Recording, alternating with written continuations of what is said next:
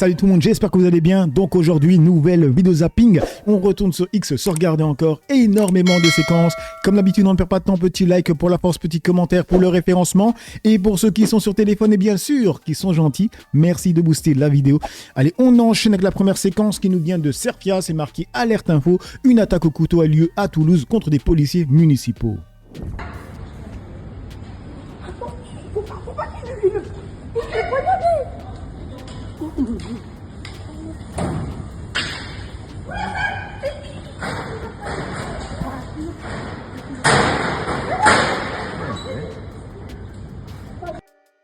Et voilà ce qui me conforte dans ce que j'avais dit, que pour moi, tous les policiers, même la police municipale, devaient être armés.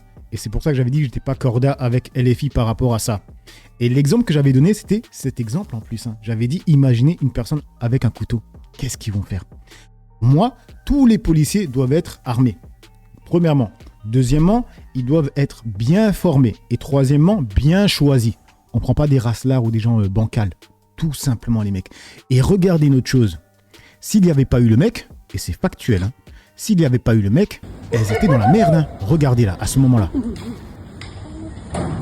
Déjà, celle là derrière, elle arrive à rien faire. Celle devant, avec sa gazeuse, elle n'a pas arrêté. Vous avez vu? Une gazeuse, ça ne sert à rien avec un mec avec un couteau. Regardez, regardez. Ils font sur elle. Il n'y aurait pas eu le flic homme. Je suis désolé, c'est le mec. Il n'y aurait pas eu le mec. C'était fini pour elle. C'était clairement fini. Vous voyez? C'était clairement fini. Et là, ça montre bien que on doit bien choisir les personnes. Ces deux femmes-là, pour moi, non. Tu vois, non. Tout simplement. Bref, du coup, on enchaîne. Et, ah oui, une dernière chose. On voit pertinemment que la personne est, en tout cas, elle a l'air basanée et barbue. Je sais pas, mais de loin, on a l'impression, vous inquiétez pas, ne vous inquiétez pas que toutes les chaînes de racelard, ils vont l'utiliser cette vidéo. C'est clair, net et précis. Du coup, on enchaîne avec, alors lui, je sais pas comment il s'appelle, il répond à Culture en disant « Gardez vos CDI, même s'ils sont chiants, gardez-les, vous n'imaginez même pas comment c'est chaud dehors. » Donc c'est marqué « Le chômage atteint un niveau record en France, le taux de chômage en France continue d'augmenter et a atteint les 8,3%. C'est le plus haut niveau de chômage depuis 2020. Plus de 2,7 millions de personnes recherchent un emploi. » Et du coup, dans les commentaires, ben oui, bande de FDP, vous demandez 25 ans d'expérience à un jeune de 25 ans. Bande de FDP. Alors lui, il est énervé. Il a été liké 1600 fois. Dans mon documentaire Netflix, je consacrais un épisode sur le business de l'alternance, juste pour ne pas ouvrir de poste salarié. Il ne devait pas repasser à 24 mois de chômage au-dessus des 8%. Ralala la France. Bref, du coup, on enchaîne avec Alerte Info, c'est encore avec Guillaume Play qui est encore dans la sauce. Alors là, ça n'arrête pas les amis, c'est marqué Guillaume Play aurait proposé un plan A3 à une mineure de 14 ans en 2011 alors qu'il était lui-même âgé de 26 ans. Et du coup, on enchaîne avec Impact qui nous dit la conversation glaçante entre le compte Facebook personnel de Guillaume Play, alors âgé de 26 ans, et une enfant de 14 ans. Aujourd'hui, Le Monde a reçu un nouveau témoignage rapportant des messages datés de 2011. La jeune femme n'a pas pris la parole publiquement jusqu'ici et souhaite rester anonyme. Elle nous a montré toute la conversation qu'elle a eue avec le compte Facebook privé de Guillaume Play. Elle est alors âgée de 14 ans, lui a 26 ans, il est animateur sur Énergie et elle est fan de l'émission. Le premier message est un smiley envoyé par Guillaume Play. Puis, la conversation tourne autour de l'idée de se rencontrer après l'émission d'Énergie, comme beaucoup de fans le faisaient à cette époque. Guillaume Play évoque, dès les premiers messages, le jeune âge de cette fan. T'es un peu jeune, non? Peut-être, disons que je suis mature. Ben, on verra quand on se verra. Et quoi, tu vas me faire du rentre-dedans? Pas forcément. Ah bah c'est que t'es trop jeune alors. La jeune femme vient finalement dans les studios de Énergie et remercie l'animateur par message. Merci pour tout à l'heure. Bah de rien, content de t'avoir vu en tout cas. De même. T'es aussi mignonne qu'en photo, moi j'avais la tête dans le cul là. Et alors, je suis pas trop vieux pour toi? Et moi, je suis pas trop jeune? Moi je m'en fous, je te pécho. 2 jours plus tard, la conversation continue. C'est quoi l'histoire? Quelle histoire? Bah avec ta pote. Quel pote? Tu sais, je me suis amusé à chauffer en rigolant et elle m'a parlé genre comme si c'était toi qui envoyais un message à sa place. Je comprenais pas. J'ai pas compris, vous vous disiez quoi? Non mais genre, je lui ai dit je veux faire un plan à 3 avec vous deux. Plus tard, dans la discussion, la jeune femme insiste sur son âge. J'ai 14 ans, moi. Voilà, tu l'as jamais fait toi. Je cherche une meuf pour Julien, le stagiaire en fait. Julien a envie de niquer en plus. Et toi tu as jamais fait alors? Ah, t'es une bébé encore. Ouais, mais j'ai 14 ans encore, voilà. Julien le stagiaire dont il est question est un personnage que joue Julien Cyberger sur les ondes d'énergie dans son émission. Les deux hommes n'ont qu'un an d'écart. Contacté par Le Monde, Julien Cyberger se dit profondément choqué par ces messages et affirme qu'il ne savait rien de ces échanges et déplore que Guillaume Play ait tenté d'appâter ses proies avec son personnage. Dans la suite de la conversation, Guillaume Play insiste auprès de la jeune femme. Tu veux le faire à quel âge? J'en sais rien, ça peut être bientôt, ou dans 1 an, ou dans 2 peut-être, j'en sais rien du tout. Ou avec moi, quoi. Non, pas toi. C'était pour rire aussi, hein, quand je dis ça. Mais je te plais pas? Tu me plais, mais on a 12 ans d'écart quand même. Oui, pas faux. Questionné par Le Monde sur ce témoignage précis, un porte-parole de Guillaume Play affirme qu'il s'agit bien du compte personnel de l'ex-animateur, mais que ce compte était celui qui permettait d'administrer les pages Facebook qui lui étaient affiliées. Plus largement, le fondateur de Legend assure qu'il se réserve le droit de déposer plainte en diffamation contre toute publication mensongère qui porterait atteinte à son honneur et dénigrant Legend. Alors, dans les commentaires, ça dit quoi? Il y a Esteban qui dit « Mais vas-y champion, porte plainte pour diffamation. Si t'es si innocent que ça, t'auras aucun mal à prouver ton innocence et défendre ton honneur. » Mani qui dit « Jusqu'à présent, je trouvais pas les accusations très graves, mais là par contre... » Et FDP, pas le culot de menacer de porter plainte. Les pédos, ils sont trop à l'aise. Dans ce pays, ils savent qu'ils ne risquent rien. Du coup, on enchaîne avec BFM, c'est avec Bali Bagayoko, c'est marqué le maire LFI de Saint-Denis, Bali Bagayoko, visé par une plainte pour des soupçons de détournement de fonds publics et d'emploi fictif. Cette série d'accusations replonge le maire LFI de Saint-Denis, Bali Bagayoko, au cœur de la polémique. Mis en cause pour des soupçons de détournement de fonds publics et d'emploi fictif, l'élu se défend sur ses réseaux sociaux. Il publie une lettre dans laquelle il dénonce des attaques répétées à son encontre. J'estime que cette succession de séquences médiatiques participe d'une volonté de me discréditer politiquement. Selon des informations révélées par le Canard enchaîné, il est suspecté d'avoir cumulé, de manière irrégulière, 2 emplois publics à temps plein, son mandat local et un poste de cadre à la RATP. Pratique interdite sauf autorisation, l'association AC Anticorruption finit par déposer plainte contre X auprès du parquet national financier. L'association cible aussi un potentiel cas de favoritisme. Bali Bagayoko avait perdu son mandat départemental en 2015, d'après le Canard enchaîné, et sa ville de Saint-Denis lui avait accordé une hausse de 102% de ses indemnités d'adjoint, en plus donc de son salaire à la RATP. L'association dit à BFM TV avoir pris cette initiative dans un souci de transparence. Il est normal que nous portions plainte pour dénoncer des faits qui mettent en cause un élu municipal, qu'il soit de droite ou de gauche, et qui ont pu léser le contribuable. Leur président espère aussi une enquête approfondie sur l'ensemble des rémunérations contestables au sein de la RATP. Et dans les commentaires, ça nous dit quoi? Il y a le compte Firme Éternel qui dit « Il y a des gens qui pensent que les détournements abusifs et volent sans cesse des fonds publics qu'ils font en Afrique sans être inquiétés, c'est équivaut en Occident. » J'espère que la justice va faire son travail et juger ce voleur. Donc lui, il a déjà condamné alors que c'est une plainte pour l'instant les amis. Mais quand c'est Marine Le Pen qui est condamnée, là, ils arrivent à trouver des excuses. Waouh! Ça sert juste à ternir son image. Le démenti fera beaucoup moins de bruit que l'accusation et BFM continue de ne pas faire du journalisme. Du coup, on continue avec Bali Bagayoko, c'est de Surmulo. C'est Anas Kazib accuse Bali Bagayoko d'avoir trahi sa promesse de baisser son salaire. Dessus, et la plupart en fait ils disent il faut se taire quand même parce que tu comprends, Bali il est ultra attaqué médiatiquement etc et donc on peut pas dire. Il y avait l'histoire des 10 000 euros, vous prenez le meeting de Bali où il y a Mélenchon. Les 10 000 euros, les 10 000 c'est le salaire qu'il a, il est au taquet, il est au même salaire que Mathieu Hanotin. Ouais. Il dit dans sa campagne. Moi j'espère que tu prendras 10 000 euros. Mais moi je le prendrai pas parce que c'est une Mais pression. d'accord, Mais non.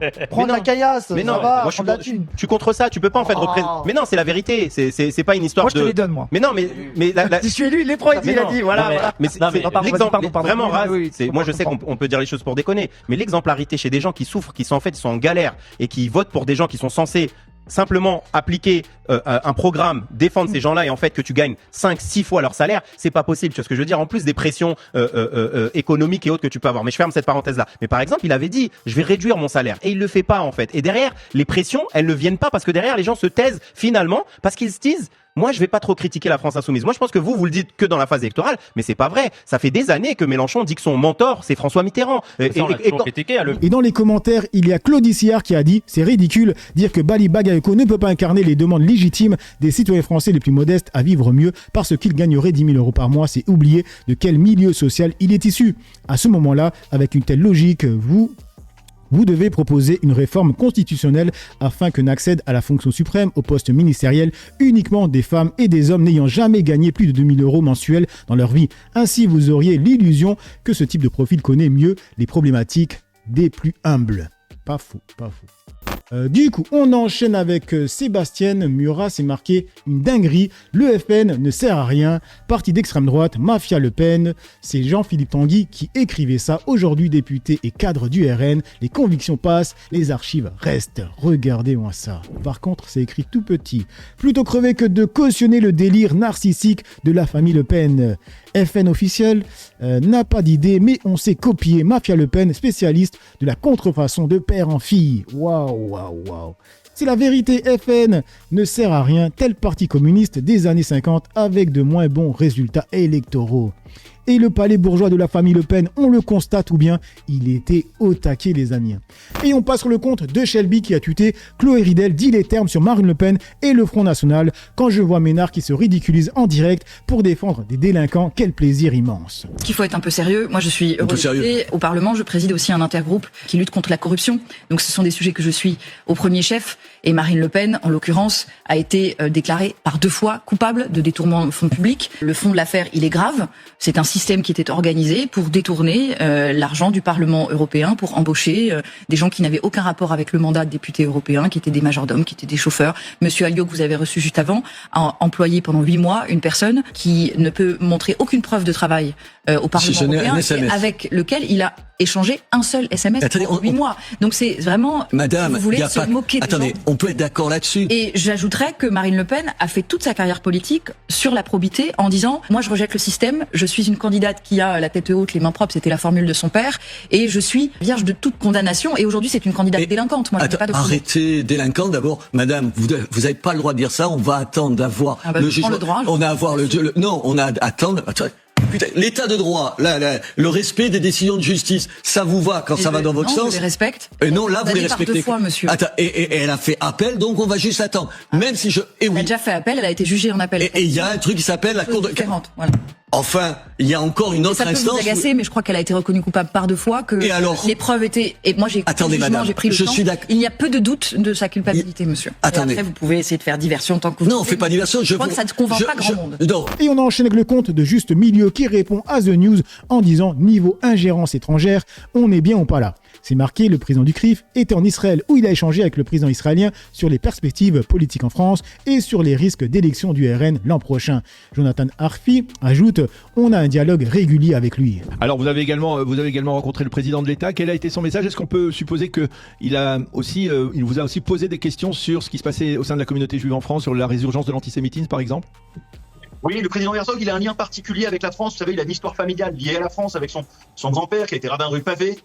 Donc il a une attention particulière pour ce qui se passe dans notre pays. Et donc on a pu échanger avec lui sur la montée de l'antisémitisme en France, sur les perspectives politiques aussi, sur le risque d'élection du Rassemblement national l'an prochain, sur la montée des discours de haine portés par la France insoumise, sur l'effritement du camp républicain. Tout ça, je crois, c'est des choses qui intéressent évidemment Israël, qui intéressent en particulier le président Herzog. Et on a un dialogue régulier avec lui, puisque chaque fois que nous amenons des délégations en Israël, que ce soit des délégations d'ailleurs de représentants de la communauté juive ou des délégations de représentants non juifs de la société française, eh bien à chaque fois, il les reçoit avec un grand plaisir. Et The News qui continue à parler du président du CRIF avec ce tweet où c'est marqué « Le président du CRIF désigne les Français par il et les Israéliens par nous ». Vous savez, vu de France, très souvent, je constate que la société française, elle n'est pas dans la même temporalité que la société israélienne. Pour une partie de l'opinion publique française, au fond, le 7 octobre, c'est très très loin et ils ne comprennent pas que pour une partie des Israéliens, nous sommes encore le 8, le 9, le 10 octobre 2023 et qu'il y a besoin de temps pour que le traumatisme collectif puisse être réparé comme il pourra l'être avec évidemment un travail collectif. Et ça, c'est quelque chose qui échappe totalement à la compréhension de la société française. On s'en rend compte très clairement en discutant ici évidemment avec des Israéliens. Et c'est aussi ce message-là dont on se fera les porteurs de retour à Paris. Et on enchaîne avec le compte d'Impact avec Netanyahou qui a dit « Tant que je serai Premier ministre, il n'y aura pas d'État palestinien, ni à Gaza, ni en Judée-Samarie », a assuré aujourd'hui le tueur d'enfants et de femmes Benjamin Netanyahou. קודם כל אני רוצה להבהיר את הדבר העיקרי. כל עוד אני ראש ממשלה, לא תקום מדינה פלסטינית. לא בעזה ולא ביו"ש. לא פתחסטן ולא חמאסטן. Et on termine avec le compte de Sud Radio, c'est avec Emery Caron qui a dit « Il y a peu de différence entre les méthodes de l'armée israélienne et les méthodes de l'armée nazie. » Si son émotion a tiré Ardisson devant les images, devant le témoignage de cet humanitaire Raphaël Pitti qui fait un travail extraordinaire, l'amène à penser que ce qu'il entend lui fait penser à Auschwitz, il a le droit de le dire. Même si peut-être que historiquement ce n'est pas tout à fait exact. En revanche, ce qu'on peut dire, à mon avis, sans trop se tromper, comme l'historien Zef Sternel l'avait suggéré dès 2018, lorsqu'il disait que la politique menée par Israël ressemblait de plus en plus à une politique nazie. On peut dire qu'il y a peu de différence aujourd'hui entre les méthodes de l'armée israélienne et les méthodes de l'armée nazie. Et dans les commentaires, ça dit quoi? Il y a Jérémo qui nous dit « Plus de mots, plus de haine, plus de colère, que du mépris et de l'indifférence. Historiquement, ce n'est pas tout à fait exact, mais quelle crapule. » Bravo Emery Caron d'avoir dit les termes, l'expert en ânerie. Bref, donc voilà les amis pour cette petite vidéo zapping réaction. Dites-moi ce que vous en pensez dans l'espace commentaire, dans la joie et la bonne humeur, sans insultes comme d'habitude. N'oubliez pas le petit like pour la force, petit commentaire pour le référencement. Moi j'ai assez parlé pour le peu que j'ai parlé, à vous d'écrire. Ciao tout le monde.